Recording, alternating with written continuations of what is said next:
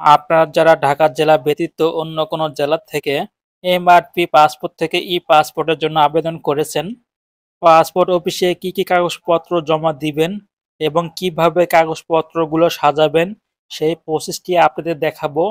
আপনারা কাগজপত্র সাজানোর জন্য প্রথমে কোন কাগজটি দিবেন? প্রথমে আপনারা আপনাদের পিন সামারি পেজটি দিবেন।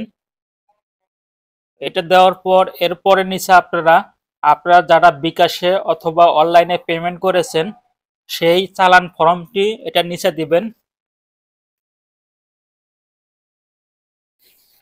তারপর চালান ফর্ম নাম্বার নিচে আপনারা কোন কাগজটি দিবেন?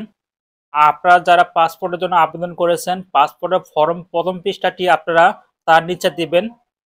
এই ফর্মটি আপনারা 3টে ফাইল দেখতে পাবেন। এই 3টে ফাইলটি আপনারা প্রিন্ট করবেন। অবশ্যই প্রথম ফাইলটি আপনারা 1 নম্বর ফাইলটি প্রিন্ট করার পর 2 নম্বর ফাইলটি আপনারা এপিট ওপিট করবেন।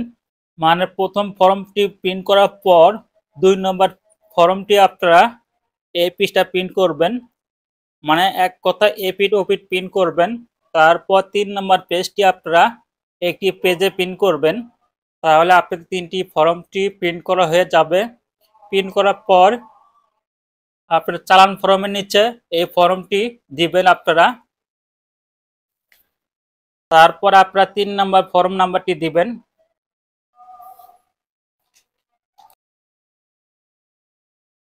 3 নম্বর পেজটি দেওয়ার পর আপনারা আপনাদের এনআইডি কার্ডের কালার প্রিন্ট করবেন।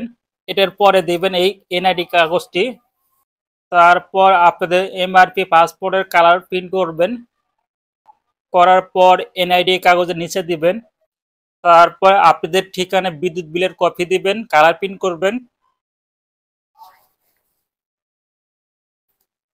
তারপর আপনারা কি পেশায় নিয়োজিত আছেন সেই পেশার একটি কাগজপত্র দিবেন। তারপর যদি আপনারা বিবাহিত হন এবং আবেদন করার সময় যদি আপনারা মেরিট অপশনটি সিলেক্ট করে রাখেন তাহলে অবশ্যই আপনাদের নিকানামা কাগজটি দিবেন। অবশ্যই কালার প্রিন্ট করবেন। আমি আপনাদের যেভাবে দেখালাম এভাবে কাগজপত্রগুলো সাজাবেন। কাগজপত্রগুলো সাজানোর পর পিন আপ করে দিবেন। পিন আপ করার পর আপনাদের পাসপোর্ট অফিসে চলে যাবেন। আর আপনারা অনেকেই বলেন যে পাসপোর্ট ফাইলের সাথে কি ছবি অ্যাটাচ করতে হবে কি না। কোনো রকম ছবি লাগবে না। পাসপোর্ট অফিসে যাওয়ার পর আপনাদের ফাইলটি আপনারা জমা দিবেন। আপনাদের কাগজপত্রগুলো চেক আপ করার পর সেখান থেকে একটি সিগনেচার দিবে। সিগনেচার দেওয়ার পর সে কাউন্টার থেকে আপনাদের বলে দিবে কত নাম্বার কাউন্টারে আপনাদের যেতে হবে। তারপর আপনারা সে কাউন্টারে যাওয়ার পর আপনাদের ফিঙ্গার ছবি তুলতে হবে। তোলার পর আপনাদের একটি স্লিপ দিবে। সেই স্লিপে লেখা থাকবে কত তারিখে আপনাদের পাসপোর্টটি নিতে পারবেন। ভিডিওটি যদি আপনাদের ভালো লাগে অবশ্যই ভিডিওতে একটি লাইক দিয়ে শেয়ার করে দিবেন।